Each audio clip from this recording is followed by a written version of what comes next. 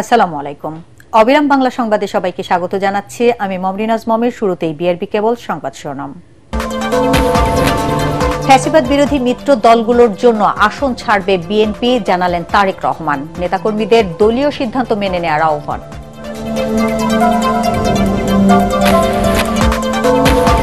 শাপলা-কলি প্রতীক নিয়েই ভোটে লড়বে এনসিপি। আগামী নির্বাচনে ধানের শীষের সাথে হাড্ডাহাড্ডি লড়াইয়ের দাবি সিইসির সঙ্গে বৈঠক।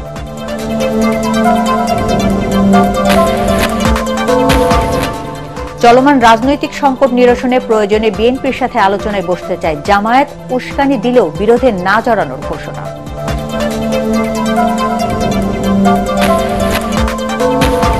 এবং সেন্ট মার্টিন খুলে দেওয়া হলেও এখনো পর্যটক শূন্য। চলছে না কোনো পর্যটকবাহী জাহাজ। মৌসুমের শুরুতেই ভ্রমণ পিপাসুদের আগ্রহে ভাটা।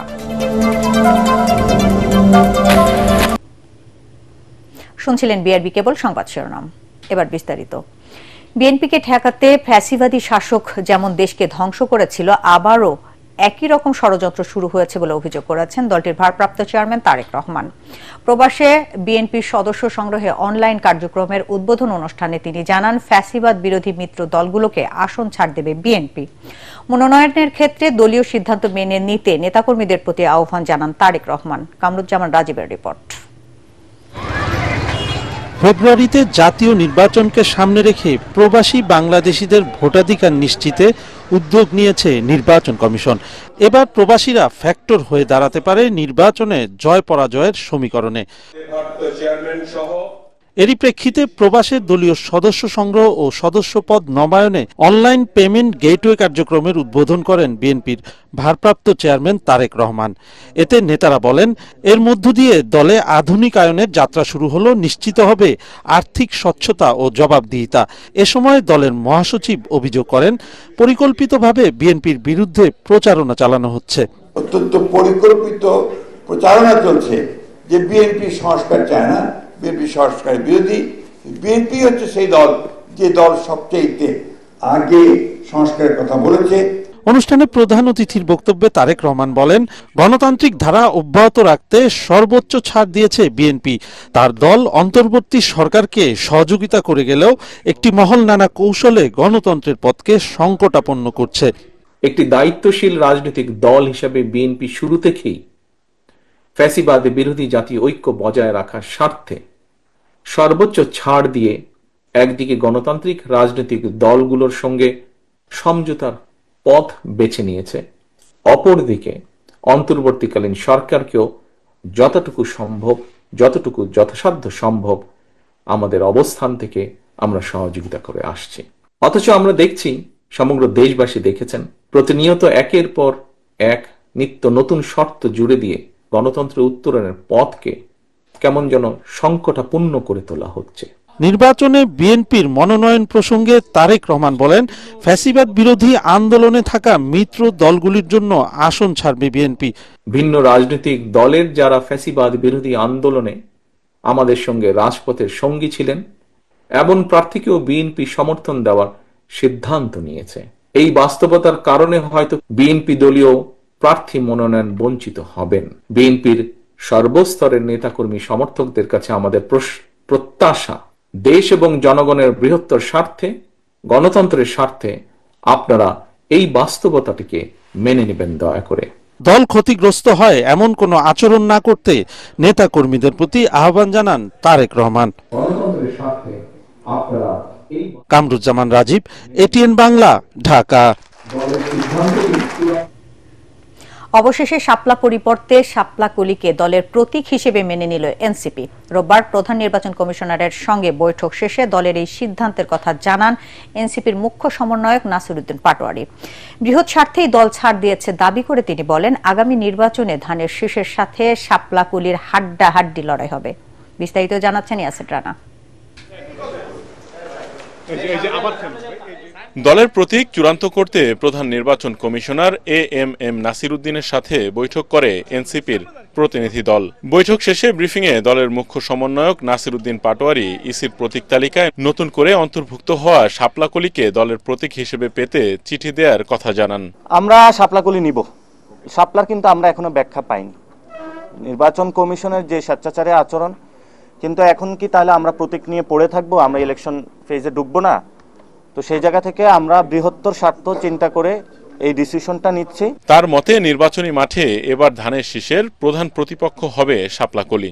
আগামীতে ইনশাল্লাহ ধানের শীষ এবং শাপলা-কলির হাড্ডাহাড্ডি লড়াই হবে। তার অভিযোগ, একদিকে মনোনয়ন বাণিজ্য ও চাঁদাবাজি করছে বিএনপি, অপরদিকে জামাত ধর্মীয় ফ্যাসিবাদ কায়েম করছে। এনসিপি আপাতত কোনো জোটে যাচ্ছে না বলেও জানান তিনি। বাংলাদেশে একটি দল একদলীয় গণতন্ত্রের নামে একদলীয় শাসন ব্যবস্থা করার প্রচেষ্টা চালাচ্ছে এবং সেই প্রচেষ্টার অংশ হিসেবে তারা ইতিমধ্যে বিভিন্ন দলকে নিজেদের প্রতীক বিক্রি করার জন্য, নমিনেশন বাণিজ্য করার জন্যই তারা ইলেকশন কমিশন সংস্কারের নীতিমালা নিয়ে যে উদ্যোগটা নিয়েছে, সে উদ্যোগের বিপরীতে গিয়ে সরকারের সাথে বিভিন্ন নেগোসিয়েশন, বোঝাপড়ার আন্ডারস্ট্যান্ডিং এর ভিত্তিতে যাচ্ছে।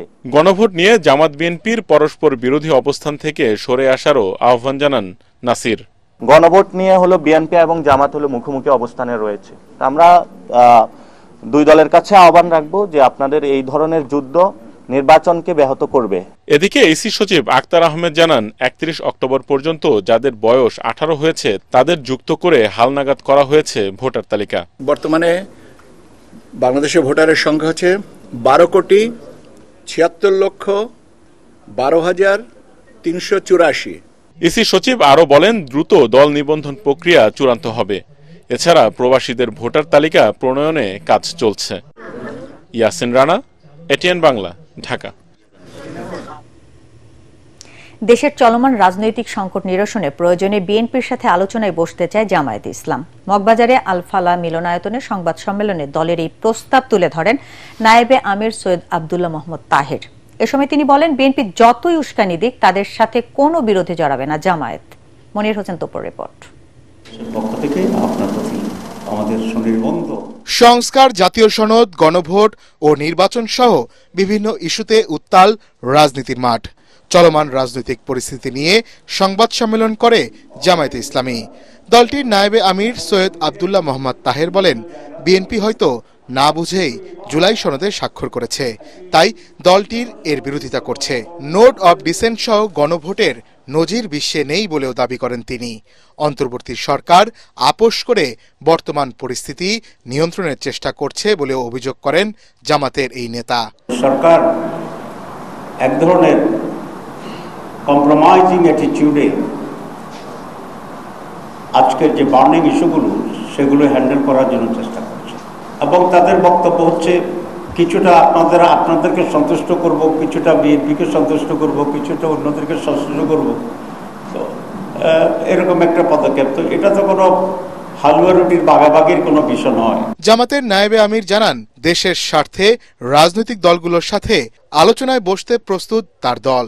বিএনপি যতই উস্কানি দেয়, জামাত ইসলামী বিএনপির সাথে কোনো ধরনের বিরোধ এবং ঝগড়ায় লিপ্ত হতে চায় না। যাই করতেছে লেট আস স্টপ।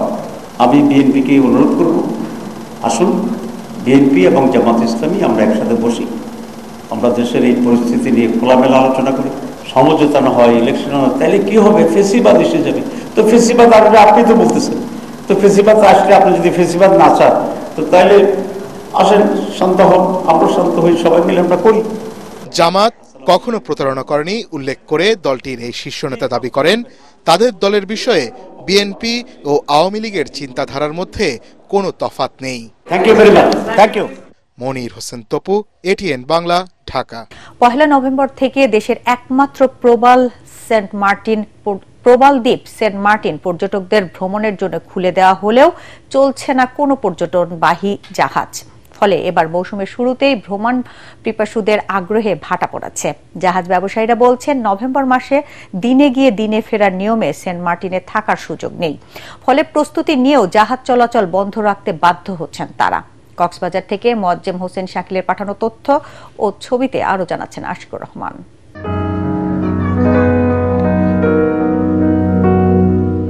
নারিকেল জিঞ্জিরা বা সেন্ট মার্টিন বাংলাদেশের একমাত্র প্রবাল দ্বীপ। একসময় বছর জুড়েই পর্যটকদের পদচারণা থাকত এই দ্বীপে, কিন্তু বর্তমানে সেখানকার পরিবেশ সংকটাপন্ন হওয়ায় এখনো রয়েছে সীমিত বিধিনিষেধ। নভেম্বর থেকে জানুয়ারি পর্যন্ত 3 মাস নির্দিষ্ট শর্তে পর্যটকদের সেখানে যাওয়ার অনুমতি দিয়েছে সরকার। কিন্তু নভেম্বর মাসে শুধু দিনের বেলায় ঘুরে ফিরে আসার শর্ত থাকায় এত সীমিত সময়ের জন্য অনেক পর্যটকই ভ্রমণ পরিকল্পনা থেকে সরে আসছেন। এতে ক্ষতিগ্রস্ত হচ্ছেন সাধারণ ব্যবসায়ীরা। রাত্রে যদি থাকতে না পারে পর্যটক, তাহলে তারা সেন্ট মার্টিনের দিকে বিমুখ হয়ে যাবে। এইবারে যেটা করছে সেটা হচ্ছে একেবারে নাটকীয়তার মধ্যে ফেলে দিছে। আর আমরা যারা লোকাল আছি তারা গত বছর 2 মাসের ব্যবসা আমরা কিছু পাইনি। এদিকে সেন্ট মার্টিন খুলে দেওয়া হলেও কক্সবাজার বা টেকনাফ থেকে ছাড়া হয়নি কোনো জাহাজ। দিনে গিয়ে দিনে ফিরতে যাত্রার সময় লাগবে সর্বনিম্ন 14 ঘন্টা থেকে 16 ঘন্টা পর্যন্ত। এমন নিয়মে ভ্রমণ করা সময় সাপেক্ষ ও ক্লান্তিকর, তাই প্রস্তুতি নিয়েও জাহাজ না চালানোর সিদ্ধান্ত নিয়েছেন মালিকপক্ষ। একদিকে যেমন পর্যটক সংকুচিত করে ফেলেছে যাওয়ার বিধিনিষেধ করে, পাশাপাশি আবার সময়টাও সংকুচিত করে ফেলেছে। 5 মাসের জায়গায় নিয়ে আসছে 3 মাসে। নভেম্বরে কক্সবাজার থেকে 7 থেকে 8 ঘন্টা সময় সাগর পাড়ি দিয়ে সেন্ট মার্টিন গিয়ে আবার পুনরায় ফিরে আসা, সেটা কতটুকু যুক্তিযুক্ত। অন্যদিকে বাংলাদেশ ট্যুরিজম বোর্ড বলছে প্রতিদিন কোনোভাবেই 2000-এর বেশি পর্যটক যাওয়া যাবে না সেন্ট মার্টিনে। এছাড়া যেতে হলে লাগবে ট্রাভেল পাস। 2000 ক্যারিং ক্যাপাসিটিটাকে মনিটর করার জন্য বাংলাদেশ ট্যুরিজম বোর্ড একটা ট্রাভেল পাসের জেনারেট করেছে, যেটা টিকেটের উপরে থাকবে এবং ওই ট্রাভেল পাস ব্যতীত কোনো টিকিট নিয়ে যাত্রীরা ভ্রমণ করতে পারবে না। এভাবে একের পর এক বিধিনিষেধ থাকলে সেন্ট মার্টিন বিমুখ হবে পর্যটকরা। Bureau report, ATN Bangla. Quick রেন্টালের নামে গত 15 বছরে ব্যাপক দুর্নীতি ও লুটপাট হয়েছে। এই কারণে বিদ্যুতের দাম বেড়েছে 25%। এই রিপোর্ট দিয়েছে জাতীয় পর্যালোচনা কমিটি। ভারতের আদানি গ্রুপের কাছ থেকে বিদ্যুৎ কিনতে অসম চুক্তি করা হয়েছে বলে জানায় কমিটিটি। তবে আইনি জটিলতার কারণে এখনই আদানির সাথে করা চুক্তি বাতিল করা যাচ্ছে না বলে জানান বিদ্যুৎ ও জ্বালানি উপদেষ্টা। মাহবুব কবির চপলের রিপোর্ট। কুইক রেন্টাল বিদ্যুতের নামে কুইক লুটপাটের অভিযোগ ক্ষমতাচ্যুত আওয়ামী লীগ সরকারের বিরুদ্ধে। এবার তার সত্যতা মিলেছে এ সংক্রান্ত জাতীয় কমিটির তদন্তে। দ্রুত বিদ্যুৎ সরবরাহের কথা বলে আইন করে 2010 সালে কুইক রেন্টাল বা ভাড়াভিত্তিক বিদ্যুৎ কেন্দ্র চালু করে বিগত সরকার। বেশিরভাগ কেন্দ্রই দেয়া হয় সরকার ঘনিষ্ঠদের। গত 15 বছরে এ খাতে 3 লাখ কোটি টাকা দেয়া হয়েছে, যার মধ্যে অলস বসিয়ে রেখে শুধু ক্যাপাসিটি চার্জ দেয়া হয়েছে 1,06,000 কোটি টাকা। অন্তর্বর্তী সরকার দায়িত্ব নেওয়ার পর কুইক রেন্টালের ওই আইন স্থগিত করে। চুক্তিগুলো পর্যালোচনায় অবসরপ্রাপ্ত বিচারপতি মইনুল ইসলামকে প্রধান করে জাতীয় কমিটি করা হয়। 1 বছর পর তারা রিপোর্ট দিয়েছে। কমিটি বলছে দ্রুত বিদ্যুৎ দেওয়ার নামে ব্যাপক দুর্নীতি হয়েছে। আমরা কি পেলাম? আমরা পেলাম massive corruption, collision, fraud, irregularities and illegalities in the process of execution of power purchase agreements with independent power producers. ইতিমধ্যেই আমাদের দেশে পাওয়ারের দাম, বিদ্যুতের দাম আমাদের প্রতিযোগীদের চাইতে 25% বেশি হয়ে গেছে এই দুর্নীতির কারণে, এবং এই সাবসিডিগুলো সরায় ফেললে এটা হয়তো 40% বেশি হয়ে যাবে। ইলেকট্রিসিটি উৎপাদন যেমন 4.4 গুণ বেড়েছে অর্থ বছর 11 থেকে অর্থ বছর 24 পর্যন্ত। পেমেন্ট বেড়েছে 11.1 গুণ। জাতীয় কমিটি জানায় ভারতের আদানি গ্রুপের কাছ থেকে বিদ্যুৎ কিনতে প্রহসনমূলক চুক্তি করা হয়েছে, ফলে দেশের ব্যাপক ক্ষতি হচ্ছে। তবে আইনি জটিলতার কারণে এখনই চুক্তি বাতিল করা যাচ্ছে না। এখন আপনি খালি এটা মুখের কথাই বললে হবে না যে ওনারা বললেন যে রিপোর্ট হয়েছে, দুর্নীতি হয়েছে, এটা কিন্তু আদালতের কাছে গ্রহণযোগ্য হবে না। আদালতকে একটা সুনির্দিষ্ট প্রমাণ দিতে হবে যে এই দুর্নীতিটা হয়েছে। ওরা আন্তর্জাতিক আদালতে মামলা করে বলবে যে আমাদের এই কারণগুলি যথেষ্ট না এবং অন্যায্যভাবে আমাদের চুক্তি বাতিল করার ফলে আমরা $3 বিলিয়ন ক্ষতিপূরণ চাচ্ছি। তাহলে তো এখন যে টাকা দেওয়া হচ্ছে ওই একটা, তখন সবাই মানে $3 বিলিয়ন ক্ষতিপূরণ, পুরো $5 বিলিয়ন ক্ষতিপূরণ চাইতে পারে। জানুয়ারির মধ্যে পূর্ণাঙ্গ রিপোর্ট দেবে কমিটি, তখন সবকিছু জনসম্মুখে প্রকাশ করা হবে। মাহবুব কবির চপল, ATN বাংলা, ঢাকা। এবার খেলার খবর।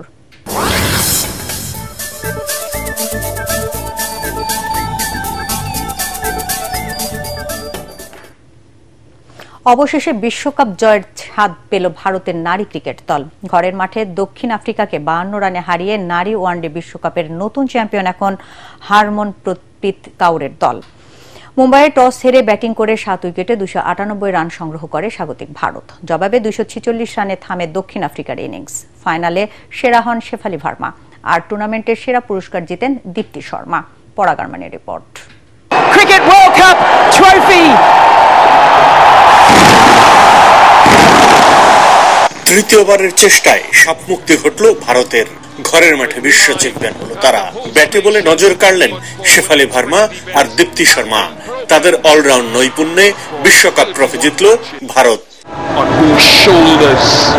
299 রানের টার্গেটে নেমে দক্ষিণ আফ্রিকার নারীরা কখনো জয় পায়নি, কিন্তু শুরুতে লরা উলভার্ট এবং তাজমিন বিটসের ব্যাট ভারতের সমানতালে জবাব দিতে শুরু করে। দলের 51 রানে ব্রিডস এবং 61 রানে আনিকা বস সাজঘরে ফিরলে কিছুটা চাপে পড়ে প্রোটিয়া নারীরা। কিন্তু এক প্রান্ত আগলে রাখা লরা উলভার্ট সেমিফাইনালের পর ফাইনালও পান সেঞ্চুরির দেখা। 98 বলে লড়া 101 রানে সাজঘরে ফিরলে দক্ষিণ আফ্রিকার পরাজয়টা সময়ের ব্যাপার হয়ে দাঁড়ায়। 39 রানে দীপ্তি শর্মা 5 উইকেট তুলে নেয়ার পাশাপাশি দক্ষিণ আফ্রিকার নারী দলকে 246 রানে অল আউট করে বিশ্ব চ্যাম্পিয়ন হয়ে ভারতীয় ক্রিকেট ইতিহাসে নতুন রেকর্ড গড়েন। এর আগে বৃষ্টিতে 2 ঘন্টা পর ফাইনাল খেলা শুরু হলে টসে হেরে ব্যাটিং নামা ভারত 2 ওপেনার শেফালি ভার্মা এবং স্মৃতি মান্দানার ব্যাটে দারুণ সূচনা পায়। উইকেটের চারপাশে বাউন্ডারি আর ওভার বাউন্ডারি ফুল ফুটিয়ে তারা দলকে বড় সংগ্রহের পথে নিয়ে যান। তবে দলকে 104 রানে রেখে স্মৃতি মান্দানা 45 রানের পুঁজিতে সাজঘরে ফেরেন। কিন্তু শেফালি ভার্মা 50 ছুঁয়ে এগিয়েছেন আপন মহিমায়। 78 বলে 87 রানে থামেন তিনি। সেমিফাইনাল জয়ের নায়িকা জেমাইমা রড্রিগেজ আলো ছড়াতে পারেননি, বিদায় নেন 24 রান করে। অধিনায়ক হারমনপ্রীত কাউরকে 20 রানেই থামায় আফ্রিকানরা। মিডল অর্ডারে প্রোটিয়া বোলারদের চাপ সামলে 7 উইকেট হারানো ভারতের নারীরা যে 298 রানের পুঁজি পায় তা টুর্নামেন্টের সেরা দীপ্তি ভার্মার 58 বলে 58 রানের ঝলমলে এক ইনিংসে। শেষ পর্যন্ত এই রানই ভারতকে শিরোপা এনে দেয়। পরাগারমান, এটিএন বাংলা।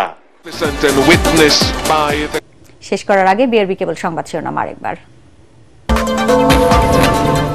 ফ্যাসিবাদ বিরোধী মিত্র দলগুলোর জন্য আসন ছাড়বে বিএনপি, জানালেন তারেক রহমান। নেতাকর্মীদের দলীয় সিদ্ধান্ত মেনে নেওয়ার আহ্বান।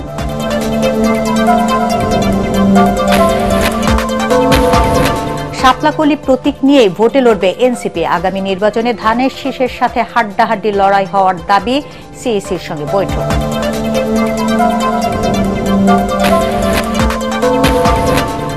চলমান রাজনৈতিক সংকট নিরসনে প্রয়োজনে বিএনপির সাথে আলোচনায় বসতে চায় জামায়াত। উস্কানি দিলেও বিরোধে না জড়ানোর ঘোষণা।